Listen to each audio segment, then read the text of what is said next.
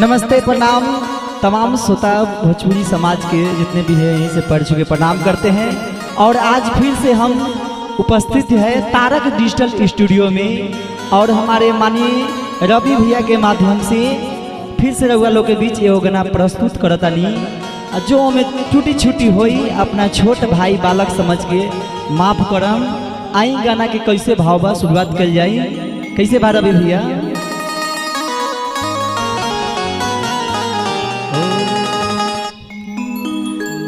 कि छोरी का बने हरी में हरिया, छोरी का बने हरी में हरिया, जदि जानो करिया करे जदि जानो करिया करे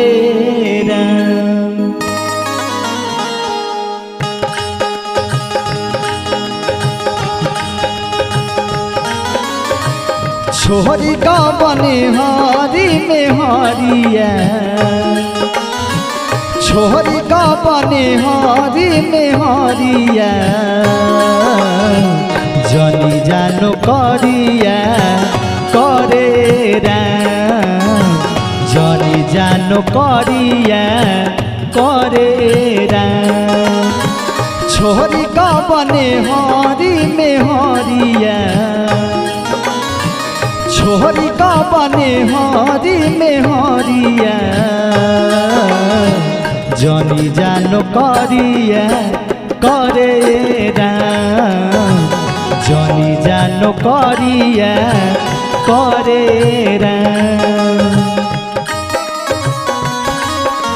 जय हो।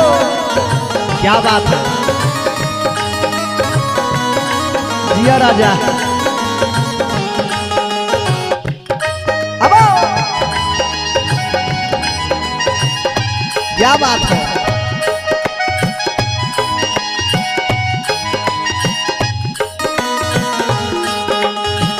गबना करा के राजा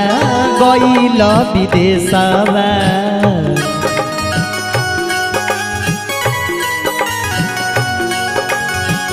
नया नौहर कनिया घर में काटेला कलेसवा,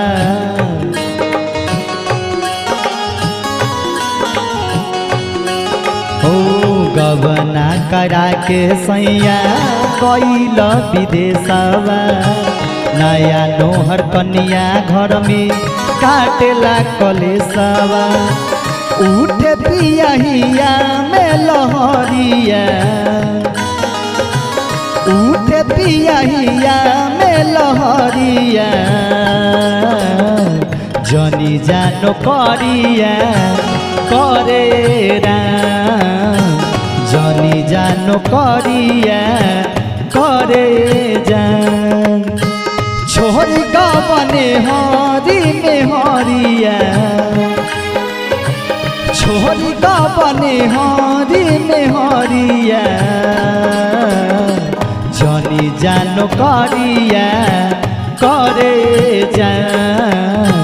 जनी जानो करिया करे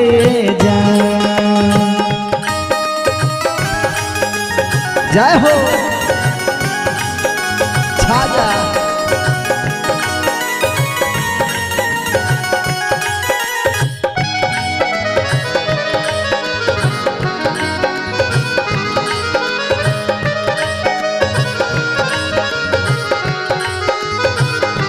क्या बात है अब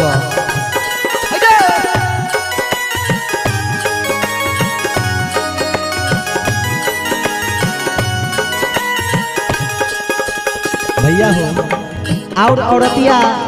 अपना पति से परेशान होके कैसे कहता फोन पर, जिंदगी भर बाटे कमाए के ये सैया,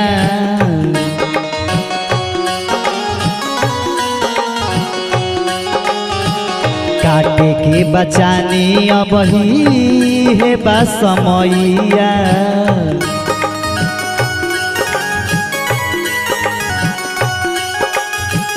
जिंदगी भर बाटे कमाए के सैया काटे के बचाने अब ही है बसमैया बुझ पिया हमारी बचनिया बुझी बात हमारी बचनिया जनी जा कमाए तू हरवाए जनी जा कमाए तू हरवाए छोरी का बने हरी में हरिया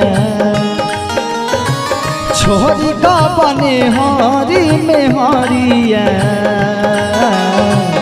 जनी जानो करिया करे जनी जानो करिया करे